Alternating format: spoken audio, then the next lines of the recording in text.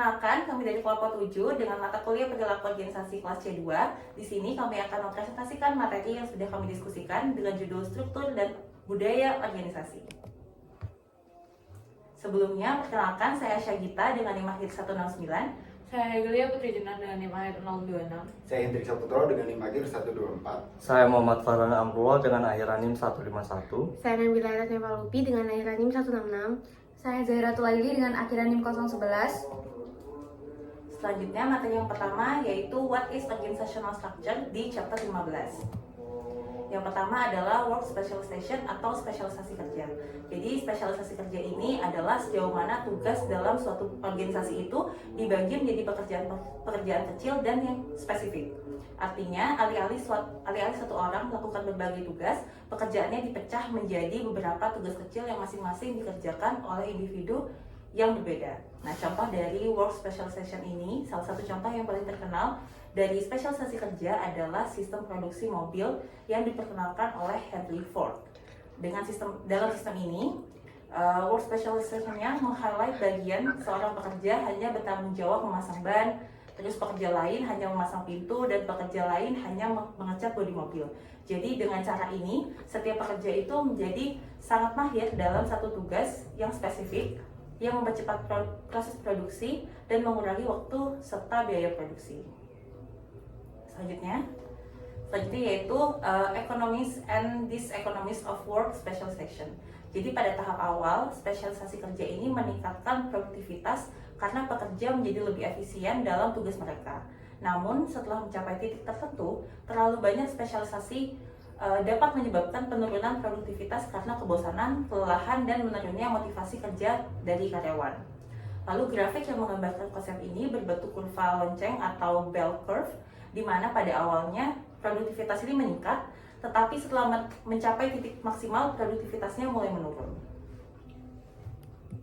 Selanjutnya adalah chain of command, yaitu garis wewenang dalam suatu organisasi yang menunjukkan siapa melapor kepada siapa. Nah, rantai komando ini menciptakan hierarki yang jelas dalam organisasi. Nah, ada 3 elemen utama dalam chain of command. Yang pertama yaitu authority atau wewenang. Nah, di sini hak untuk memberikan perintah dan mengharapkan kepatuhan dari bawahan. Dalam organisasi tradisional, wewenang biasanya berasal dari posisi dalam hierarki, seperti dari atasan kepada bawahan. Lalu yang kedua adalah responsibility atau tanggung jawab.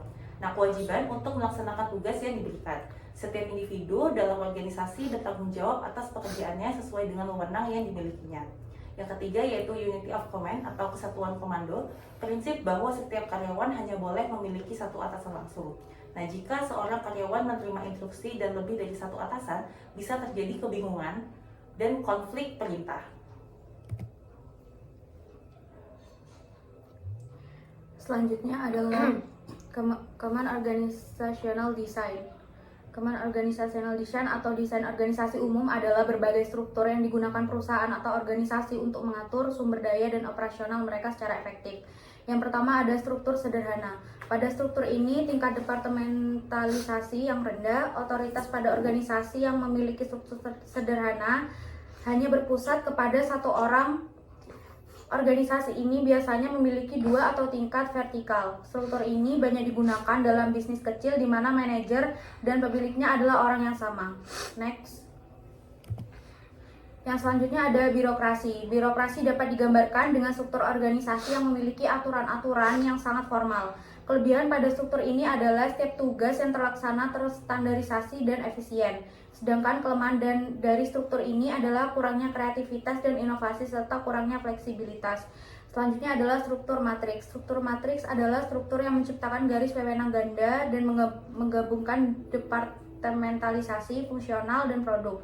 Contoh karyawan dalam matriks memiliki 2 atasan yaitu manajer departemen, fungsional, dan produk. Oke, selanjutnya adalah virtual organization. Nah, organisasi virtual adalah organisasi yang tidak memiliki struktur fisik permanen dan sebagian besar kegiatan bisnisnya itu dilakukan melalui outsourcing atau kemitraan dengan pihak eksternal.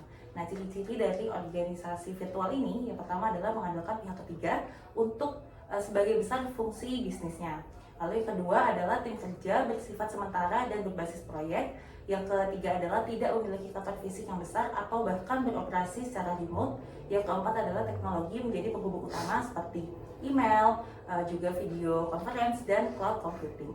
Nah, contohnya adalah dalam industri film Hollywood. Jadi di film Hollywood ini kita juga bisa dari perusahaannya tuh kayak nge-reach out artis-artis atau aktor-aktor dari wilayah-wilayah yang berbeda seperti itu, dan juga mungkin dari tim editornya gitu-gitu itu bisa dikerjakan secara jarak jauh seperti itu. Oke, next. Selanjutnya adalah keunggulan dari organisasi virtual. Ada 3 keunggulan. Yang pertama yaitu fleksibilitas tinggi. Jadi ini bisa beradaptasi dengan cepat terhadap perubahan pasar. Yang kedua adalah efisiensi biaya. Tidak perlu membayar tenaga kerja tetap dalam jumlah besar. Yang ketiga adalah akses ke talenta global. Jadi bisa merekrut tenaga ahli dari seluruh dunia. Namun ada kelemahan yang mengikutinya, yaitu kelemahan organisasi virtual. Yang pertama yaitu kurangnya identitas dan budaya organisasi. Jadi karyawan itu sering bekerja secara individual atau terpisah tanpa interaksi langsung. Yang kedua adalah koordinasi yang sulit. Nah, mengelola tim yang tersebar di berbagai lokasi bisa menjadi tantangan tersendiri bagi perusahaan tersebut. Yang ketiga adalah keamanan data dan informasi, yaitu rentan terhadap kebocoran informasi karena keterlibatan banyak pihak eksternal. Selanjutnya ada hubungan struktur, strategi, dan teknologi dalam organisasi. Yang pertama ada struktur mengikuti strategi. Prinsip dasar manajemen adalah bahwa struktur mengikuti strategi. Ini berarti bahwa struktur organisasi harus dirancang untuk mendukung strategi yang telah ditetapkan oleh organisasi. Misalnya, jika perusahaan memiliki strategi ekspansi global, maka struktur organisasi harus fleksibel dan mampu mengakomodasi operasi lintas negara. Yang kedua, ada 3 dimensi strategi utama. Menurut Henry Mintzberg, ada 3 dimensi utama dari strategi yang harus dipertimbangkan dalam setiap organisasi. Yang pertama ada inovasi. Organisasi harus fokus pada pengembangan produk atau layanan baru. Yang kedua ada biaya. Organisasi berupaya untuk menjadi pemimpin biaya rendah di industri. Yang ketiga ada keselarasan. Organisasi berusaha memastikan bahwa semua proses internal selaras dengan kebutuhan pelanggan. Yang ketiga ada strategi inovasi.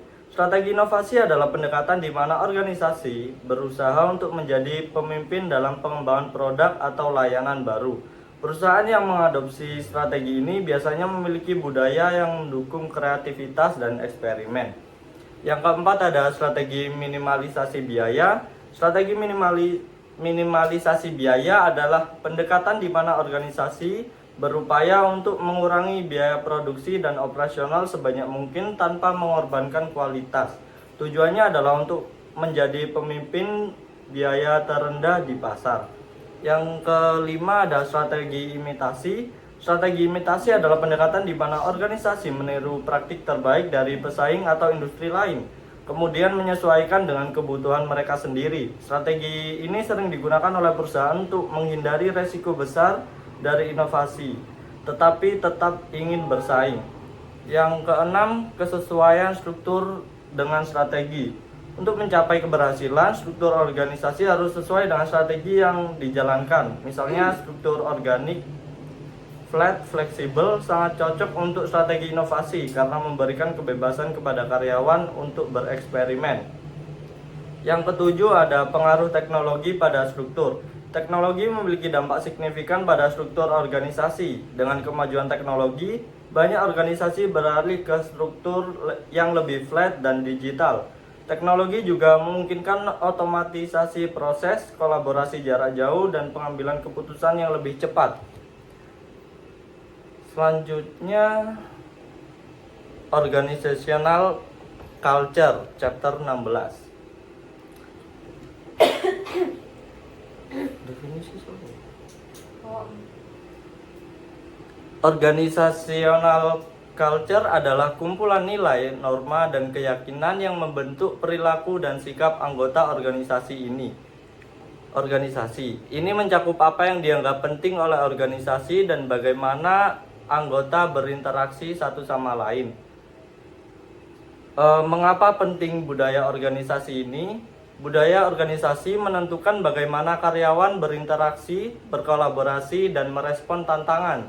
Budaya yang kuat akan meningkatkan keterlibatan, produktivitas, dan kepuasan kerja. Selanjutnya ada elemen utama dalam organizational culture. Yang pertama ada nilai. Nilai adalah prinsip-prinsip yang mendasari perilaku dan keputusan dalam organisasi. Nilai-nilai ini menjadi fondasi bagi apa yang dianggap penting oleh organisasi dan individu di dalamnya. Yang kedua ada norma.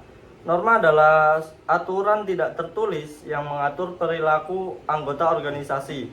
Norma ini seringkali berkembang secara alami dan dipahami sebagai cara hal-hal dilakukan di organisasi.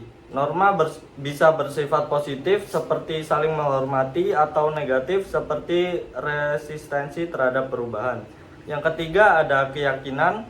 Keyakinan adalah asumsi dasar yang dipegang oleh organisasi mengenai cara dunia bekerja. Keyakinan ini seringkali tidak disadari tetapi sangat mempengaruhi perilaku dan keputusan.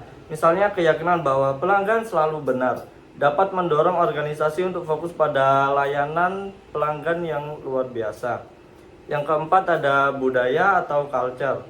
Budaya organisasi adalah sistem nilai, norma, dan keyakinan yang berkembang secara alami dalam organisasi. Budaya ini bersifat informal dan tidak tertulis tetapi sangat mempengaruhi cara berperilaku dan berinteraksi satu sama lain. Yang kelima, formalisasi. Formalisasi adalah pengaturan yang lebih terstruktur mencakup kebijakan, prosedur, dan aturan yang ditetapkan oleh organisasi. Berbeda dengan budaya yang bersifat informal, formalisasi bersifat eksplisit dan tertulis. Tujuannya adalah untuk memastikan konsistensi dan efisiensi dalam operasi organisasi. Selanjutnya adalah what do culture do. Yang pertama ada menjadi peran pembatas budaya, di mana budaya bertindak sebagai batas simbolik yang membedakan satu kelompok dari kelompok lain. Ia menetapkan norma, nilai, dan cara hidup tertentu yang membedakan anggota suatu komunitas atau organisasi dari yang lain. Lalu yang kedua adalah memberikan identitas atau give identity. Budaya membentuk identitas individu dan kelompok melalui bahasa, kebiasaan, nilai, dan simbol-simbol tertentu. Seseorang dapat memahami siapa dirinya dalam kaitannya dan lingkungan sosialnya. Budaya menjadi landasan dalam membentuk rasa memiliki dan kebanggaan terhadap suatu komunitas, bangsa, atau institusi. Lalu yang ketiga ada mendorong komitmen kolektif atau facilitates collective commitment, yaitu budaya menyatukan individu melalui nilai dan tujuan bersama. Dan berbagi keyakinan dan praktik, budaya dapat membangun solidaritas dan rasa tanggung jawab yang kolektif. Lalu yang keempat, meningkatkan stabilitas sistem sosial atau enhance social system stability, di mana budaya menciptakan keteraturan dan stabilitas dalam masyarakat. Nilai dan norma yang disepakati bersama berfungsi sebagai sebuah pedoman dalam bertindak dan berinteraksi. Tentu saja hal ini membantu untuk mengurangi konflik, memperkuat struktur sosial, dan memastikan kelangsungan sistem sosial dari generasi ke generasi. Lalu yang terakhir adalah mekanisme membuat makna dan kontrol atau serve as a sense making and control mechanism. Budaya memberikan kerangka pemahaman terhadap dunia dan pengalaman hidup.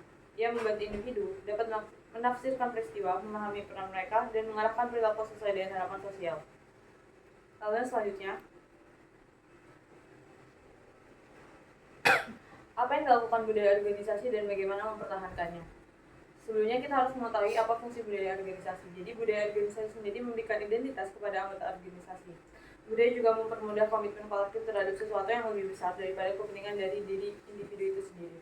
Lalu budaya meningkatkan stabilitas sistem sosial dalam organisasi. Budaya juga bertindak sebagai sebuah mekanisme pembuat makna yang membentuk dan mengontrol sikap serta perilaku karyawan. Dan yang terakhir, budaya dapat menyediakan standar tentang apa yang seharusnya dikatakan dan dilakukan oleh karyawan. Lalu bagaimana cara mempertahankan budaya organisasi?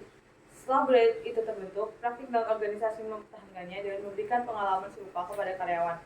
Dengan melakukan proses seleksi, kriteria evaluasi kinerja, aktivitas pelatihan dan pengembangan, serta prosedur promosi yang memastikan bahwa karyawan yang dipekerjakan sesuai dengan budaya dari perusahaan tersebut.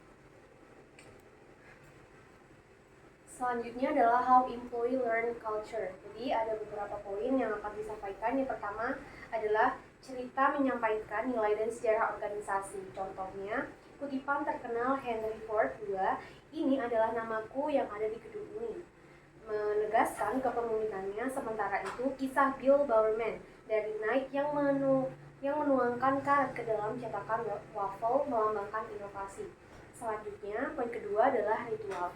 Ritual adalah aktivitas berulang yang memperkuat nilai-nilai utama seperti yel-yel perusahaan Walmart yang menumbuhkan semangat kebersamaan dan motivasi. Poin ketiga adalah simbol material, mencerminkan nilai organisasi melalui tata letak kantor, fasilitas eksekutif, dan pakaian. Desain kantor terbuka Alcoa menunjukkan transparansi, sedangkan fasilitas mewah di beberapa perusahaan menyoroti hierarki. Dan yang terakhir, poin terakhir adalah bahasa mencakup jargon perusahaan dan singkatan yang membantu karyawan merasa terhubung dengan budaya organisasi serta memperkuat rasa memiliki. Selanjutnya, Baik, selanjutnya ada study case di mana kita mengambil contoh dari Kabupaten Jepara, di mana Kabupaten Jepara ini dikenal sebagai pusat industri mebel di Indonesia. Namun, dalam beberapa tahun terakhir, jumlah IKM mebel yang ada di Jepara mengalami penurunan yang signifikan, yang dibarengi dengan penurunan volume ekspor. Salah satu faktor utama yang menjadi perhatian dalam kasus ini adalah pengaruh struktur organisasi dan juga budaya organisasi terhadap kapabilitas inovasi dalam industri ini. Dalam studi kasus ini ada 4 permasalahan yang dapat diidentifikasi. Yang pertama ada struktur organisasi yang masih sangat hierarki, di mana semua keputusan diambil oleh pemilik tanpa memasukkan andil dari pekerjanya.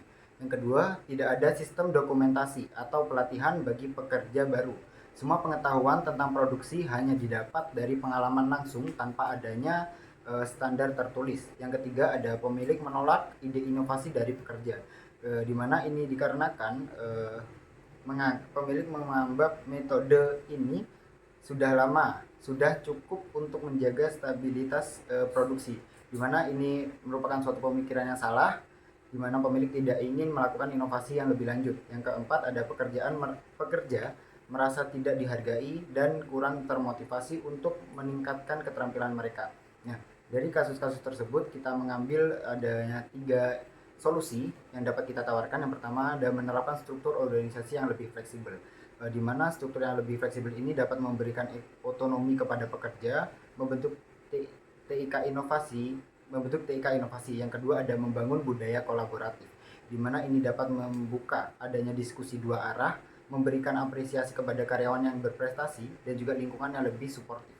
Yang ketiga, ada meningkatkan sistem knowledge sharing, di mana knowledge sharing ini dapat menjadi dapat memberikan dokumentasi kerja yang jelas dan juga sharing bersama karyawan-karyawan yang lainnya.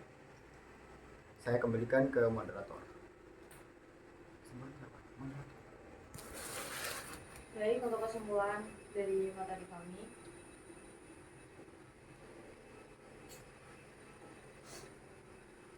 Kesimpulan dari kelompok kami adalah struktur organisasi menentukan bagaimana tugas dibagi dan dikelola dengan work specialization untuk efisiensi dan chain of command untuk kejelasan tanggung jawab. Desainnya bisa bersifat hierarki seperti